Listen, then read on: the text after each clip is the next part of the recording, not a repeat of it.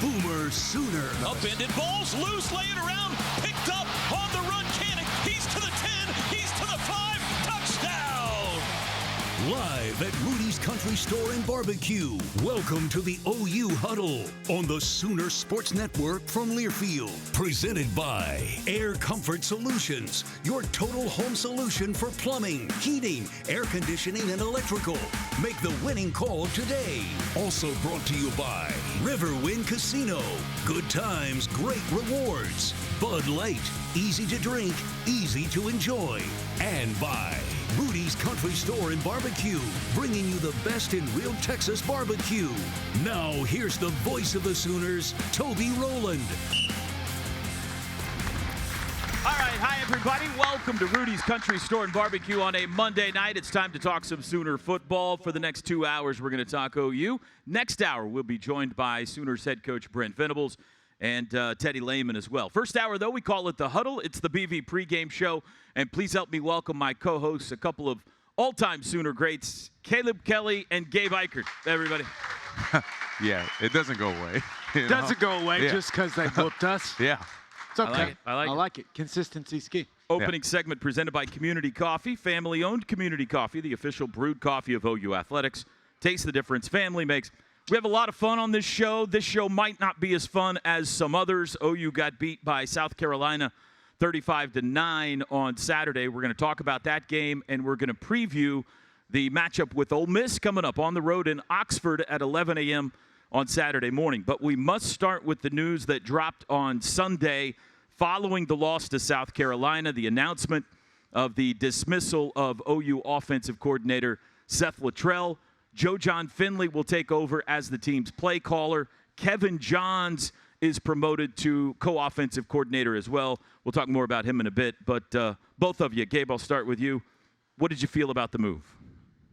I think everyone would agree that the offense has not played well, right? And I think it had gotten to a point where Brent Venables felt some type of change was necessary.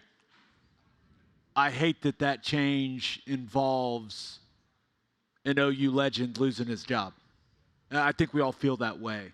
I think that we all understand it's a results-driven business, and the offense was not getting the results.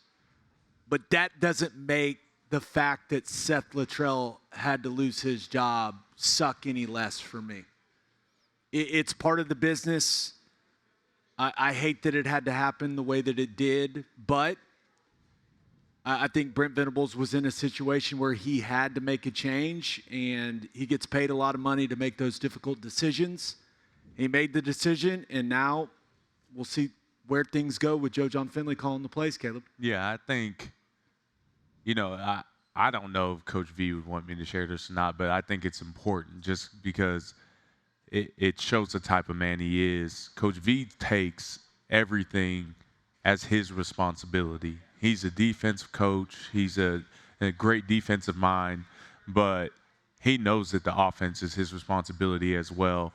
And, he says in the staff meeting today, he's sitting there and he gets emotional. And you can hear a pin drop when Coach V gets emotional. It doesn't happen too often. And he says, he feels like in some way, shape, or form, he feels like he failed that family, not just Littrell, but that family. And yeah, Coach Littrell has to make his own play calls, his own decisions. And he's a big boy, he's a grown man. He'll handle his business, find another spot eventually. But that just goes to show how much Coach V cares about his staff, his people. It's not just an easy task for a person that you just grinded with for a full 2 years to have to tell them, hey, you can't do this anymore. You can't be a part of this team anymore. You're excluded from this anymore. That's a really hard conversation. And so and fans, yeah, it's your job to go out there and tell us when we're not doing our jobs well, to root for us when we're down, root for us when we're up, correct us when we're wrong, and all that. That's your job as well. But for us in the building, man, it can be hard sometimes when you have to make a comment or make a decision that affects that person, but that person's family and all the people around them as well. And so it was sad. It was honestly kind of heartbreaking hearing that out of Coach V's voice this morning. But the good thing out of it is that, Seth Luttrell is always going to be a Sooner great, a captain for the last national championship team we had, and he'll always have that legacy. And the reality is that he should still be welcomed here at the university with open arms to come around and be a part of this team, because he's put in that time and earned that respect.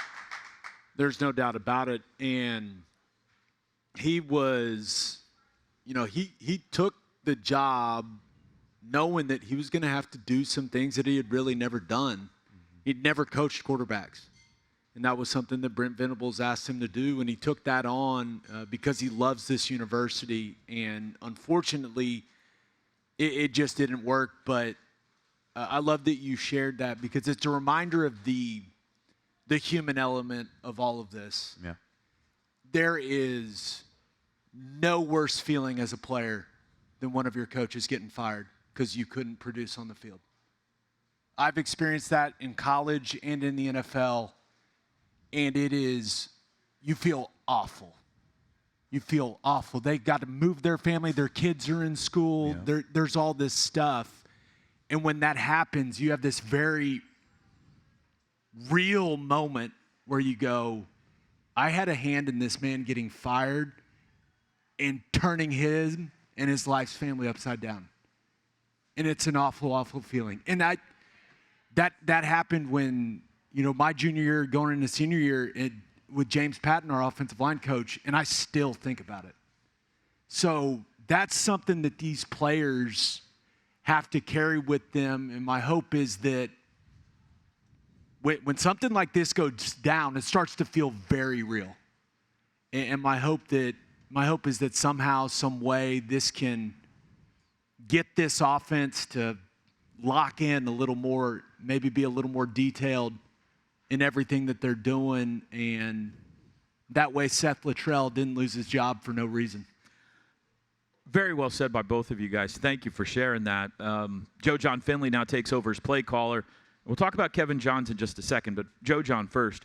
A question that a lot of Sooner fans have had today, and I think it's a fair one, is what's going to be different? Joe John was already here before. Why is anything going to be different now that he's calling plays? We won't know yet until they take the field, but Gabe, what's your hunch as to the answer to that question? Well, when you think about how Joe John Finley has come up in the coaching world, it's all RPO-based stuff. Yeah.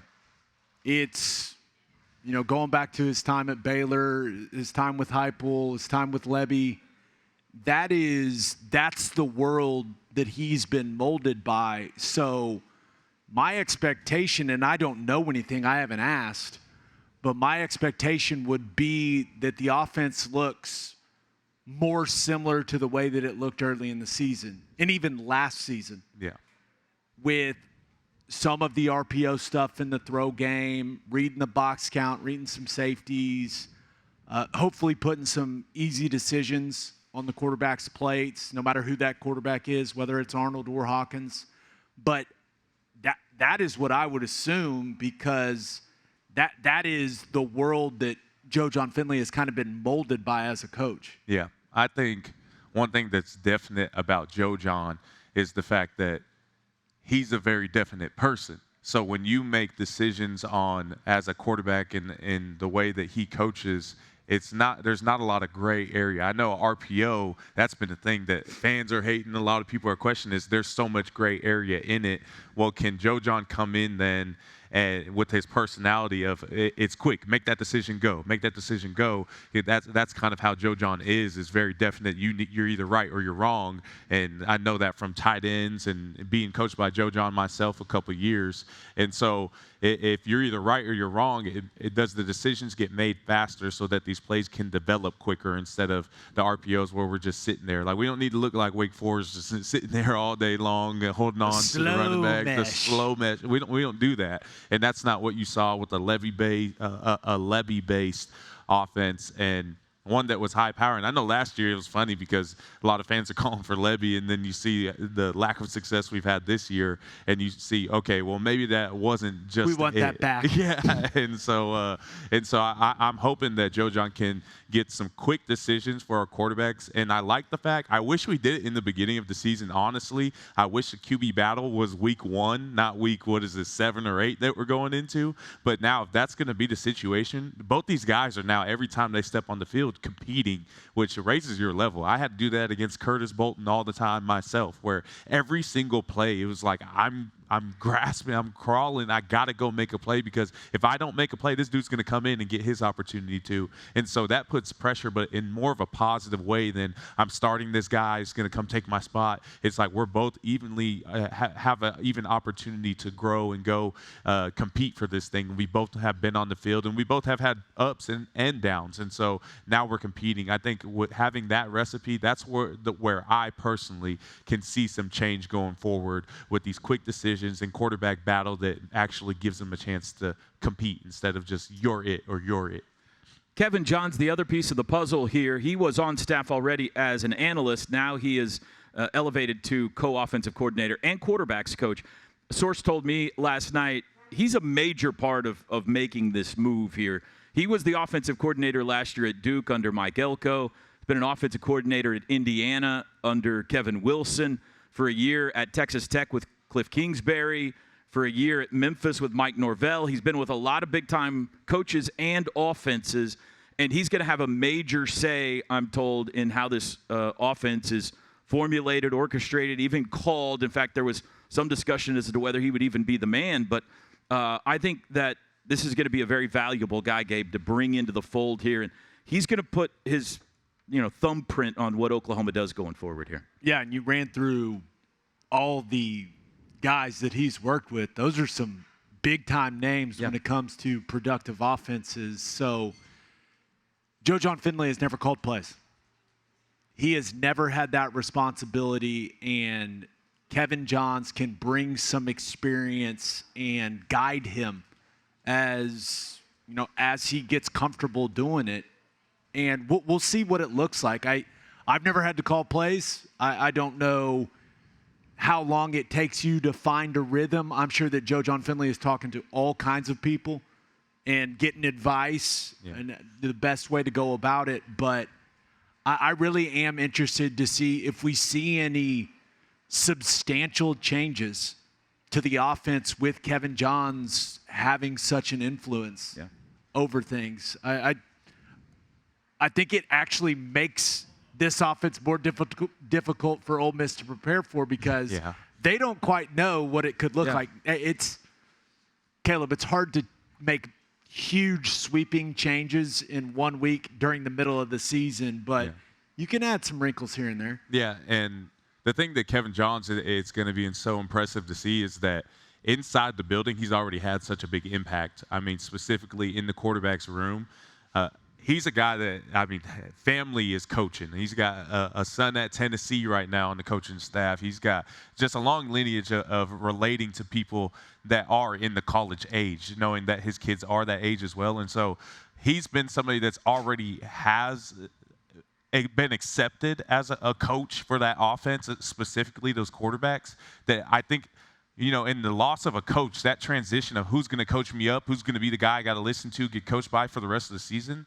I've had that multiple times, I think 2 or 3 times, where I don't know which position coach I'm going to have until that Monday I show up. And so now having a guy that's already been in the room relating to those quarterbacks, I think that's something that you may not be able to tangibly put data on or something like that. But the reality is the quarterbacks already trust this guy, and he's there to relate. So now that he just goes into more of a coaching role, it opens it up for success, I think. Yeah. He was a quarterback, too, by the way. He played the quarterback position at Dayton in his playing days. Before we go to break, I don't want to gloss over this quickly, but I do want to get in the change at quarterback that was made on Saturday. 9 plays in, the move back to Jackson Arnold. How did you feel like Jackson played, Gabe? And then do you think he'll be the guy going forward now? I don't know. I like what Caleb said. I think you let these guys battle it out on the practice field. They both had their opportunities. They both shown some really good things. They both have had their struggles. We've all watched it. I say let him battle it out on the practice field, and the guy that practices the best gets to run out there first. Yep. It's clearly it's not an ideal situation at quarterback, but I know that there's a lot of discussion about the position. The reality is the offensive line has to play better. The offensive line has to make things easier on whoever is out there. Yeah. You got to run it more efficiently. Backs have to make some guys miss and produce some explosive runs. Wide receivers have to win. I know everyone focuses on the QBs because it's the most important position in the game, but everyone around these guys has to help them out. And if they can just get better play around them, I trust both of these guys to go out there and make plays. I thought Jackson was decent against South Carolina. That was not a good situation to be in. That's a really good defense, especially that defensive line. He was under a lot of pressure. They were in a huge hole in the football game.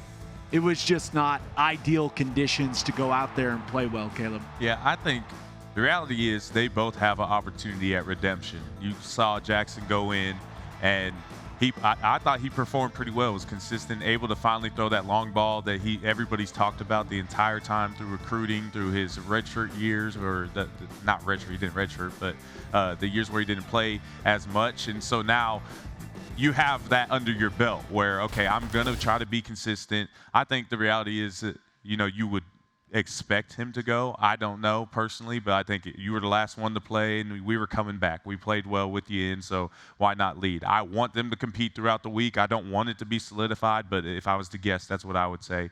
And so then either way, now Mike's been in, got pulled out, so you have a redemption if you get an opportunity. And so I think the benefit of the negative that's been happening with both quarterbacks is now you have two guys that are fighting for their life. They just want to go make as many plays as they can.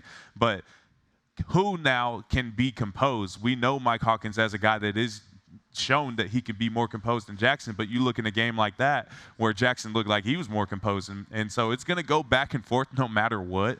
Reality is, I think, like Gabe just said, that O-line has to give him help, and I don't personally believe in luck, but it's what players are we getting and what O-line is blocking in front of you, and that's going to dictate a lot of success that either guy has. Yeah, quick. There's also the QB run element of things. Not to say Jackson's not a good athlete. He is. I mean, he can add that element, but it is different. Is Kevin Johnson, now that Kevin Johnson and Joe John Finley are leading this offense, do they embrace the QB run element a little more? And if they do, I mean, that points to Michael Hawkins Jr. with the way that he can run. Yeah, so there's a lot of things to consider for Joe John Finley and Kevin Johnson. We'll, of course, ask Brent Venables whether he answers the question or not. We'll ask him next hour when he's here. We'll take a break. We'll talk about some of the positive performances that took place Saturday on Owen Field when we come back. Stay with us.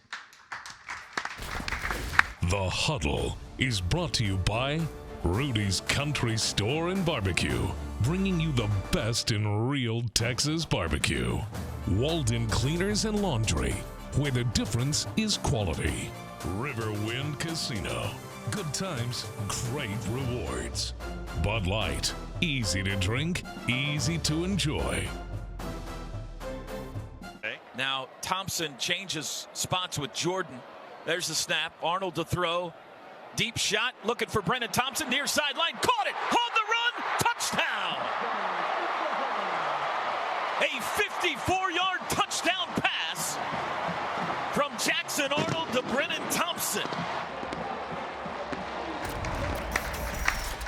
Good to see him hit on a long ball. It's been a while. Welcome back to Rudy's. Let's talk about some positive performances. There were some on Saturday, and Brennan Thompson had his nicest day so far this season, but another wide receiver kind of stole the show, a guy that I think sent all of us scrambling for our game programs. Who's 88? A lot of people were saying.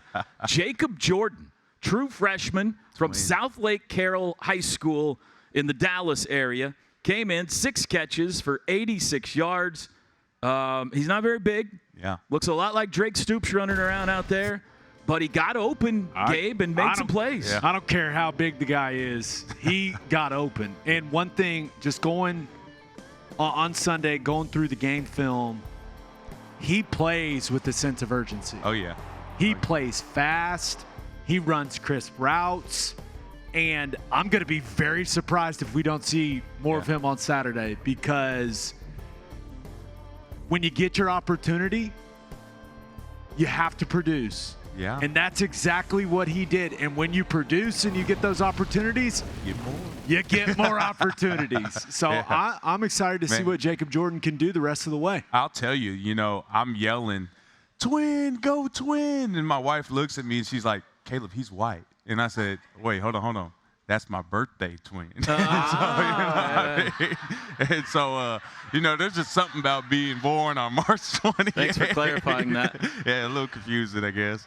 But man, he's an awesome story to talk about. Came to camp. Yeah. Came to one of Brent Venables' football camps. All of a sudden, there's this long line all trying to go up against Jacob Jordan. Brent Venables walks over there, and all of a sudden the line just starts getting shorter. Guys start jumping out of line because they're like, "Oh, I don't want to go against this guy anymore. He's routing everybody up." And so they told the story today, and he's in there, and Coach V asks him in front of the whole team, says, "And what did I tell you?" And he said, "I mean, you offered me a PWO," and that was it. And everybody was like, "Oh, where's the Scully?" So, but man, he's a guy that's South Lake Carroll. Jacob Jordan's a guy that comes from a good home, but really he has that dog in him. Like, how Drake Stoops, when he goes and he plays, he's running routes, but he gets up and he's going to scream and do all those things. Like, Jacob Jordan has that in him. I think it was just the first time that he's getting those reps and those plays. Sure. So he's like, let me catch the ball and get right back to the line of scrimmage and do what I got to do. But I'm so proud of him. I don't want to get too carried away because I don't know how big of a part of the game plan he's going to be this weekend. But this offense, really over the last couple years, but especially this season, has really lacked any threat in the intermediate passing game. Mm-hmm. Bauer Sharp's done some good things in the middle of the field, but just think about the lack of throws in between the hashes. It was Drake's job last year. That was his territory. He controlled that area of the field, and that's what he ended up with, 90 whatever catches. Ton, yeah. If Jacob Jordan can do that, if he can work that area of the field and get open and know when to sit down in zones, know how to run away from man and create space, all of a sudden that can be a very, very valuable thing for this offense. I don't know if you know this, but I've been thinking about this ever since we saw him on Saturday. It would be huge for this offense if he can continue to get open in that area of the field, because those are easier throws. And let's be real, the offensive line doesn't have to hold up as long when you're throwing the ball in that area of the field. Yeah. It's a true story. I had to look up what the guy looked like after the game on the website, and I said, "Oh, that's him?" Because I've seen him several times, on road trips and stuff. I thought he was with the equipment team or something. He does not look like a member of the football team. He's 5'9". He's a little dude. And I had no idea he was on the team. He's a big time. He had a big time game. You could have just not told everyone that. That's on me. No, that's on me. That's crazy. It's on me. He doesn't. When he gets off the bus, you're not going to say, "Hey, that." When he's got 10 for 120 and a touchdown on Saturday, I'm already look like bringing this up on the broadcast. Another guy that had a good game does look like a football player. Danny Stutzman, 16 tackles in the game. Danny Stutzman had on Saturday. Let's just kind of wrap it into the conversation about the defense as a whole. They were put in a terrible spot, Caleb, early in this game, but give them credit. Danny, all of them, they got 6 sacks, 11 tackles for loss. They never stopped playing. Yeah, tied the season high in sacks with 6, 11 TFLs. I mean, Danny Stutzman himself, you see it right there with 1.5 TFLs, a QB hurry. I mean, defense was getting after it. And it's really impressive because, you haven't been on the field much at all, and it's 21-0. And you're looking up, and you're like, well, that sucks. That shows. You look at it, you flip to the TV screen, and you're like, man, that defense sucks. But in reality, defense actually played really, really well. One of our best games of the year. It was the lowest rushing yards that South Carolina had on the year, lowest offense overall they had on the year. I think our offense had more yardage in total. You could correct me if I'm mistaken. No, gained 37 more yards. Yeah, than them. And so you just look at the score, and it's like, wow, this is bad. But in reality, our defense is still doing what they've been doing, showing up. Even when times look rough, you look at the Auburn game where they get that game-winning touchdown and situations like that. If this defense continues to be what it is, and we start getting a little bit of momentum, we just need a little bit of momentum on offense, some scores, and these games we can win some of these freaking games down the road. There's no doubt, and I want to give the guys on the defensive side of the ball some credit. You fall in a hole like that, and let's just be real, the game felt over. Yeah. 5 minutes into the football game, with the way that the offense has been playing, the game felt over. And to those guys on defense's credit, they went out and they played the exact same way. They did not let the circumstances of the football game dictate their energy level, their effort level, their physicality. They went out there and played the way that they play. And I want to give Stutzman a lot of credit, being down on the sideline in that second half. Remember, game's over. And he was constantly getting that defense together and talking about how there's a standard that they play to. And that's exactly what they did. And I thought that Stutzman showed tremendous leadership in that second half in particular, just making sure that his guys didn't lose focus and that they took the field with energy and effort. And I think that leadership and the talent that they have on that side of the football, I mean, that's what it looks like. That's what it looks like. I was really, really impressed with those guys. And I think it's going to instill it into those young guys. Jaden Jackson had probably his best game of the year. Man. You got true freshmen and awesome. sophomores that are playing, looking at the score, seeing Billy Bowman, seeing Danny Stutzman screaming in their face saying that this is the standard. Then before it was this thing of we need a defense, we need a defense, we need a defense. Now we got the defense and we're looking for the offense. But what's going to happen when we get the offense going now is this defensive standard is now set. And those freshmen and those sophomores are in this program right now where the standard we have to play to that. So when they're in a year and 2 years and everything's clicking on the offense, man, now we're playing for national championships because the reality is we have to play this game the way that it's meant to be played, the OU way, and it's not just going to flip back and forth where, now we got an offense again, but we need a defense. And like now where the defense is set in the trajectory that it's on, there's no flip-flopping going on anymore, and that's what's really exciting about what's happening on that side of the ball. Yeah, and when one side of the ball is playing at a different level, the other guys on the other side of the ball take notice of that, and they do whatever they can do to get to the same level. So it permeates the entire program and the entire football team. So I was really, really impressed, not only with Stutzman, the other leaders on that defense, and the way that those guys represented themselves when, it was clear that game was not going to go the Sooners' way. We'll take a break. When we come back, we'll preview the showdown with the Ole Miss Rebels coming up Saturday morning down in Oxford. We'll be back on the Huddle right after this.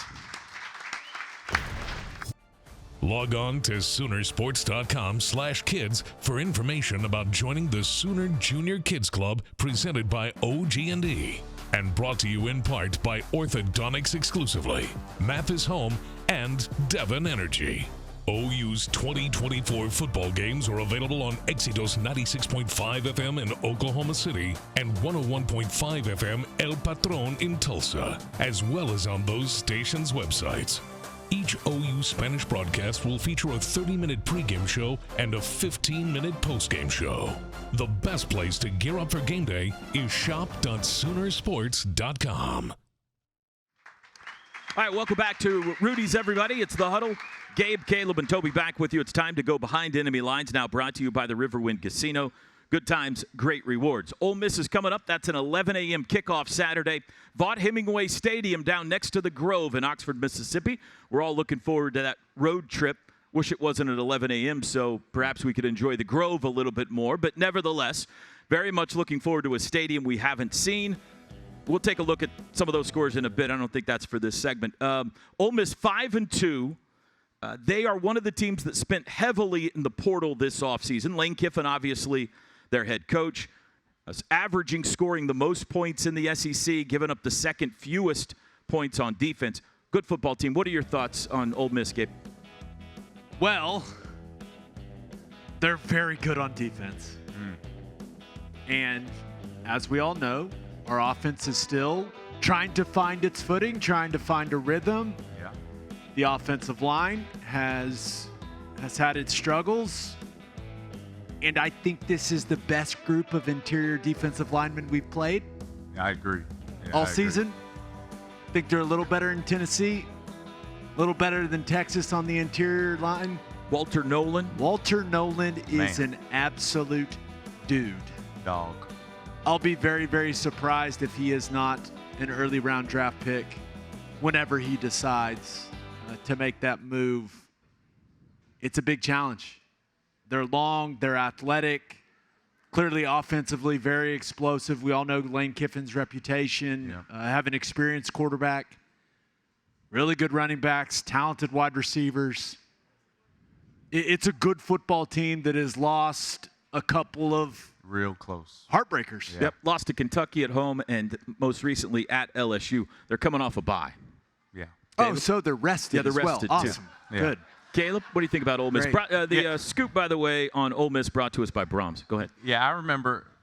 Wait, was I on staff during? I don't think I was on staff. You've been during here this so time. long you can't even remember things. And it's like the same places you go, But Tell us about when you played against them in the Independence Bowl in 1999. Caleb, Nice. been a long time. No, go ahead. I'm sorry. Go ahead. Just kidding. Get it? Because you're old. Yeah, right. But Jackson Dart, I remember him on his visit walking around with the shark tooth necklace. He hasn't taken that off yet.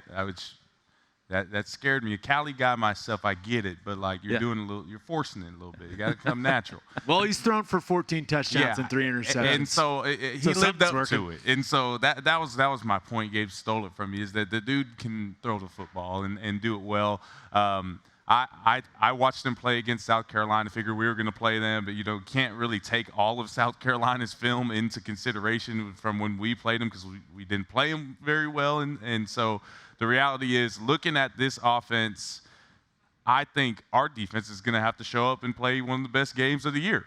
And that's a reality that when you're in the SEC every single week, that's going to be what you're facing is offenses that can score at any point in time. They went, I think, 21 out of 22 guys are out of the portal or something like that, I think is the stat. And so they paid big for all these great athletes to come in, and they're gelling, and it's kind of like the NFL model. Lane Kiffin is a guy that's going to be very blunt. You're good, you suck, just whatever it is. And he's going to get the best guys on the field, and there's no emotion about it. And so when a team is like that, it's not all about the tradition and things that Oklahoma has. It's a team that is going to come in. They're trying to go get to the NFL as fast as possible, and it's very different from the situation where we're in, where we're all about tradition. We're all about representing the university. We're all about the togetherness and the philosophy that Coach Venables has of building guys up and developing them instead of just going and picking them out of the portal. And so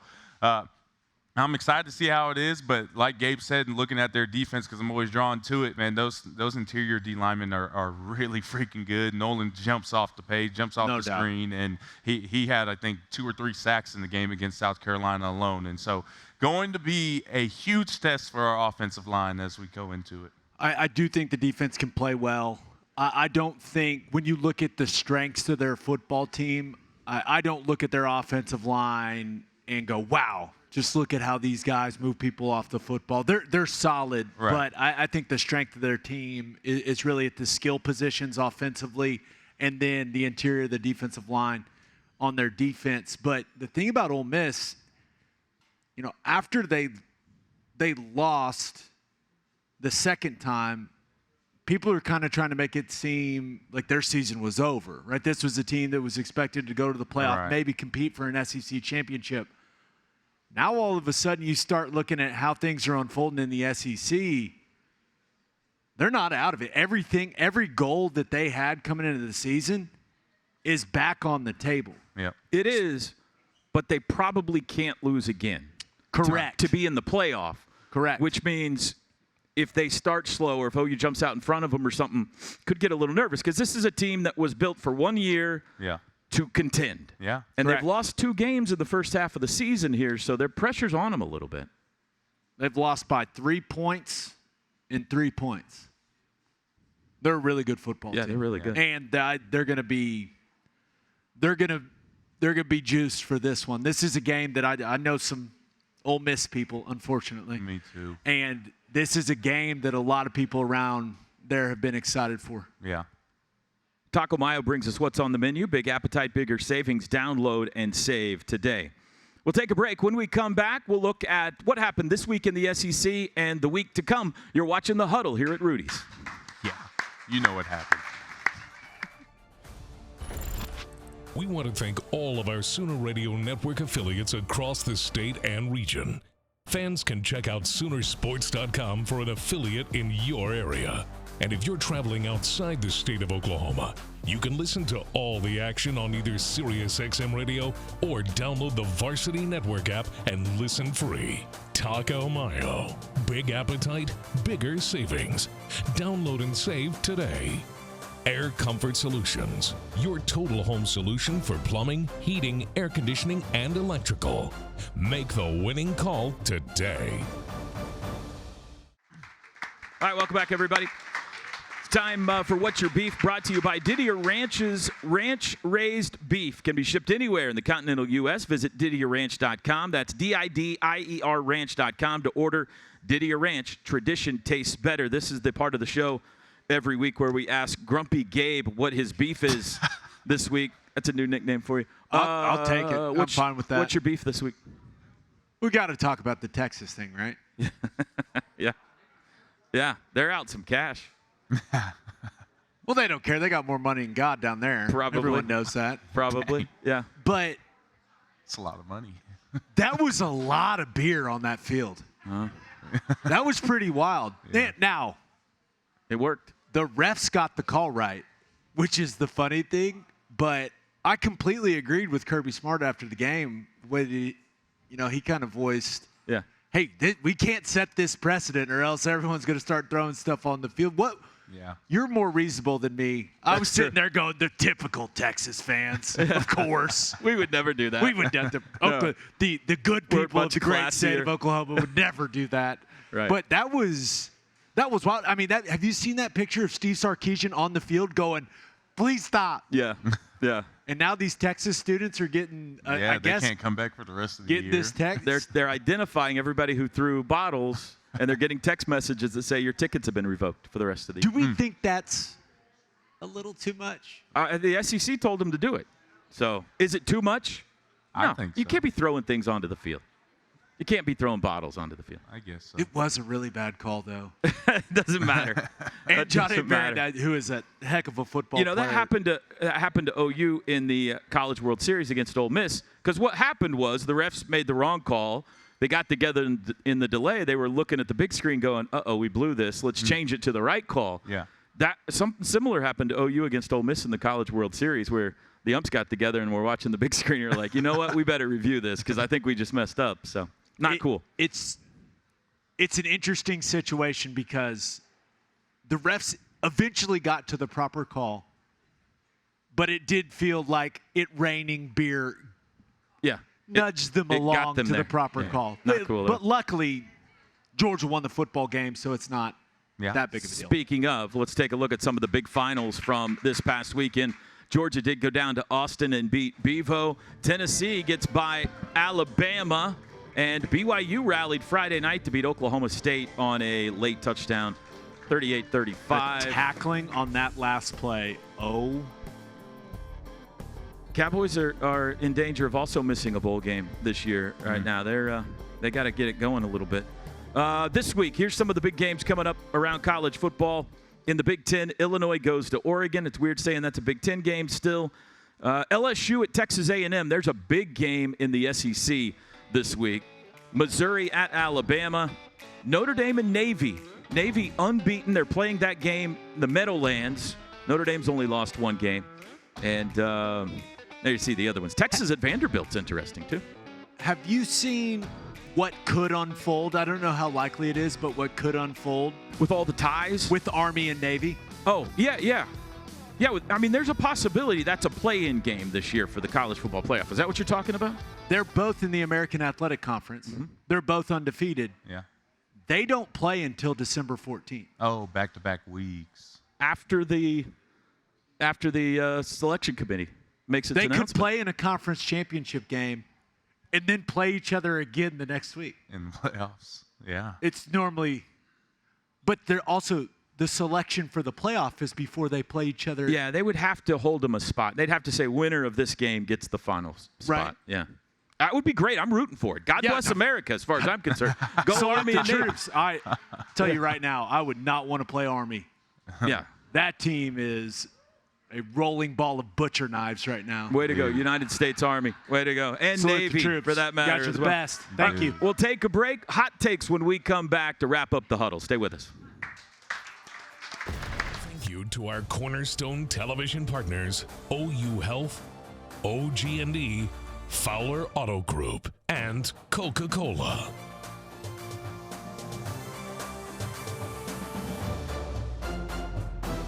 Final segment of the huddle. Gabe, Caleb, and Toby back with you. Final segment, always hot takes, brought to you by Air Comfort Solutions. For plumbing, heating, air conditioning, and electrical, make the winning call today, Air Comfort Solutions. All right, hot take, Caleb, we'll start with you for OU Ole Miss. What you got? I got 5 S's. Strip, sack, scoop, score, Sooners. Oh, I like that. Okay. You're calling for a scoop and score. I did Yes. not know where that was going. That was good. That was great. Thanks. It's hard for me. That was Just good. came up with that on the Sack, fly. scoop. Look at you. This Big is hard. brain on What do you. you got, Gabe? I think the Sooners are going to have a great day defending the run. Okay. So Ole Miss is averaging 200 rushing yards a game. Henry Parrish, big-time running back. Is it bold enough to say under 150? Hold him under 150 yards rushing. Yes. 125. He said 125. You got to go 125. Let's get. How about we reach an agreement at 140? Deal. Under 140, you comfortable? Okay, under 140. Yeah, I think you can have a nice day defending the run. My bold prediction is Jacob Jordan gets a touchdown for the Sooners on I like it. Saturday. I like it. Yeah, twin. I know who he is now. I can't wait. He's our new favorite. Is our new favorite for sure. Yeah. We'll be love right new back here things. next week on the Huddle. Hope you'll join us then. Stick around. Brent Venables and Teddy Lehman coming up next. Boomer Sooner, everybody. Still. Yeah.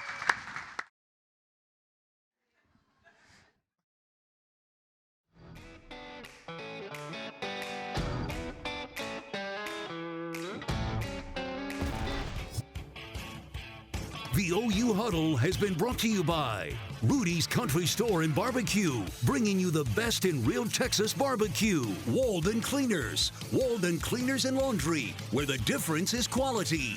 And by Bud Light, easy to drink, easy to enjoy. The preceding has been a Learfield presentation on the Sooner Sports Network.